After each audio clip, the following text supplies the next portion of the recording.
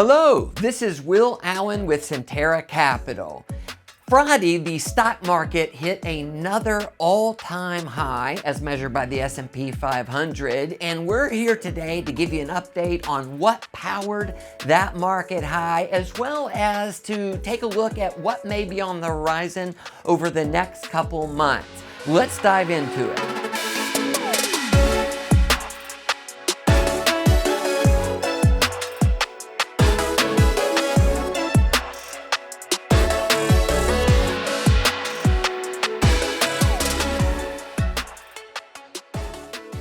Now, before we get into the market update, just a reminder to like and subscribe.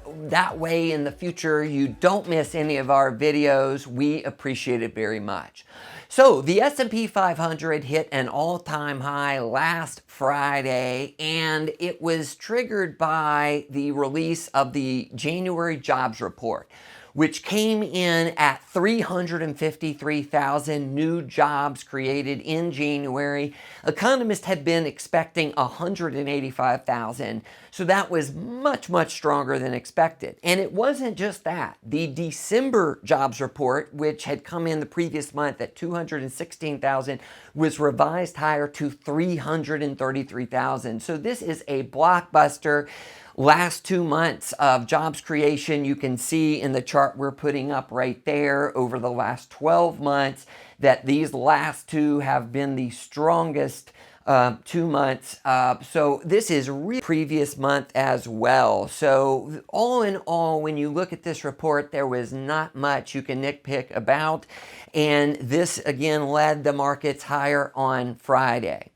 Now, I want to put up also a chart of something that's called the City Economic Surprise Index, and I want to set this up that this looks at every piece of economic data that comes out, and it doesn't look at is this good or is this not good. It looks at is this better than expected, as expected, or worse than expected.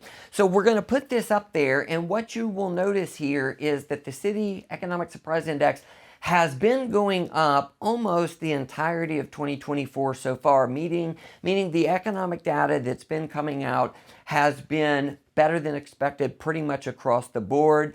We are happy to see that. Now, I also have a chart in a second we're going to put up that looks at the ratio of government employees to total employed workers across all industries. And this goes back to the 1940s. And what you're going to see here is that from the 1940s up until, say, the 1970s or late 70s, most of the jobs created were in the government sector. But over the last 50 years or so, this has been on a downward trajectory. Now, in the last year or so, there's been a slight uptick here, but you can see that big picture, most of the jobs out there are in the private sector, and that is a positive. That's where we want to see most of them created. And we thought that this is worthwhile because there's been a lot of discussion out there about, hey, are most of these jobs being created in the government sector? As you can see, that is just not the case. Another big event last week was we got the first meeting of 2024 for the Federal Reserve, and in the press conference, Fed Chair Jerome Powell pretty much took a March rate cut off the table. Why that's good is that typically would have triggered a sell-off in the stock market, and it did for about an hour, and then the market bounced back. Let's put up a chart of what the odds of a rate cut in March are, and you will notice that right now we're sitting at about 20%, and in all reality, the odds should be darn near zero. But again, in 2022, when the stock market had just a terrible year, worst year on record for the bond market, what was happening all throughout 2022 is the Fed was aggressively hiking rates, and expectations of even more rate hikes were going on. So what is so positive about what you saw in that last chart is the Fed's pretty much taken a rate cut in March off the table. Normally that would cause turmoil for the stock market. That has not happened. So that was a real positive. Now, I also want to put up a chart of the most recent inflation data called the PCE. This is the inflation rate that the Fed pays the closest attention to. You will see last month this came in at 2.6%. And this has been on a downward trajectory now for over a year. This peaked at 7.12%. You will see this is not quite down to 2%. There is still work for the Fed to do in their battle against inflation to get this under 2, but this is going in the right direction, and this is one of the reasons that the Fed did end their rate hike campaign in December officially and is now looking at cutting interest rates in 2024. The last point we want to make is the impact that earnings reports have had on the recent high in the S&P 500. Last week we heard from most of the Mag 7, that are the big tech names that have done so well over the last year and a half. And last week we got some blockbuster reports from the likes of Meta, formerly Facebook, Microsoft, Amazon. About the only name that in the last 2 weeks has not done well in the big tech names has been Tesla. And let's talk about them for a second, because that stock has dropped about 20% over the last month, but it doesn't have anything to do necessarily with the economy. It's more to do with EV sales have kind of hit a wall kind of across the board. That's in Europe, that's here in the US, whether it be Volvo, Ford, GM, they've all told us that sales are not doing very well and they have lowered their targets. Tesla is the leader in EVs, but even they cannot overcome a market that has hitting a wall, so to speak, and that has weighed on their stock. Again, it is not a commentary on the economy as a whole there.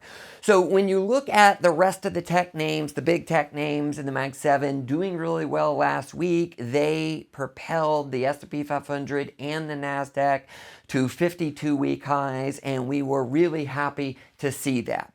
Now, I also want to talk and revisit a graph that we put up in our 2024 market update, where we put up a chart of small cap performance, because even though the S&P 500 is at a high, small caps are not. Small caps are still over 20% from their high from several years ago. So let's put up this chart, because we had said, if you take a look at those black lines, that oftentimes with small caps, technical analysis comes in very important. And you will notice that we had those black lines from mid-2022 through 2023.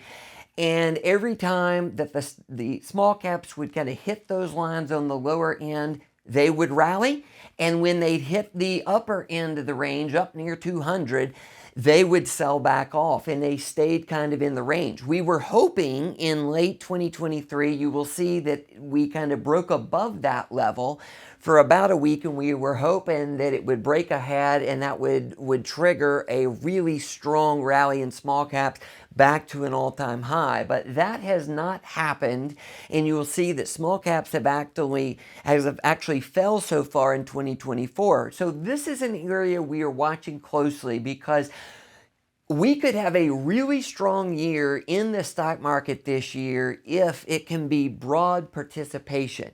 If it's mainly driven by technology in certain segments of the stock market, for example, Caterpillar hit a new all-time high today. They had a great earnings report, and that stock jumped to a new all-time high. Home builders have had a really good run. So there are niches in the market that are doing well in addition to technology, but we want to see a broad-based rally with small caps outperforming. So this is something we are going to watch closely to see if small caps can get back and break above the upside of that range. If they don't do that, if they continue to go lower, then that limits the upside as we get deeper into 2024.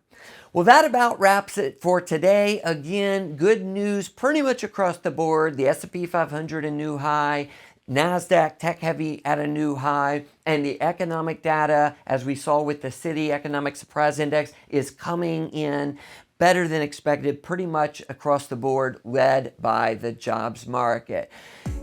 Thanks again for watching. Don't forget to like and subscribe. Take care, and we'll see you in our next video.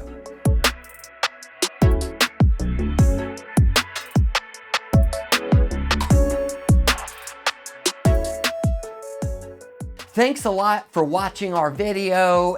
Don't forget to like and subscribe. And in the video, we talked about the fact that the S&P 500 is at an all-time high, but on the other hand, small caps are not. The fact is that we hear from new clients of ours that they did not get communication from their advisor about what's happening with the markets and looking as to what's taking place underneath and what's driving market performance. Give us a call at 770-509-5305. You can go to centeracapital.com to learn more about us. You can talk to an actual person if you're not getting this kind of analysis from your advisor. Thank you so much, and we'll see you soon.